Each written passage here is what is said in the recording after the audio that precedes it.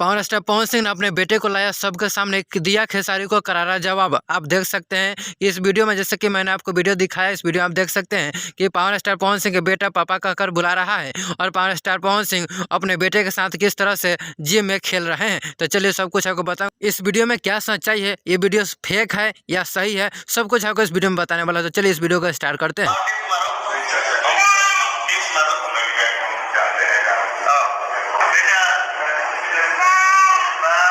जैसा कि आपने देखा पावर स्टार पवन सिंह किस तरह से अपने बेटे के साथ जिम क्लास में किस तरह से बाय बाय कर रहे हैं और उनका बेटा भी पवन सिंह पावर स्टार को बाय कह रहा है। चलिए दोस्तों मैं आपको बता दूं कि पावर स्टार पवन सिंह का ये अफवाह फैलाया जा रहा है। पावर स्टार पवन सिंह का अभी तक शादी हुई है लेकिन तलाक हो गई है, उनका बेटा ये हो ही नहीं सकता। ये ओनली अफवाह फैलाया जा रहा है सोशल मीडिया पे।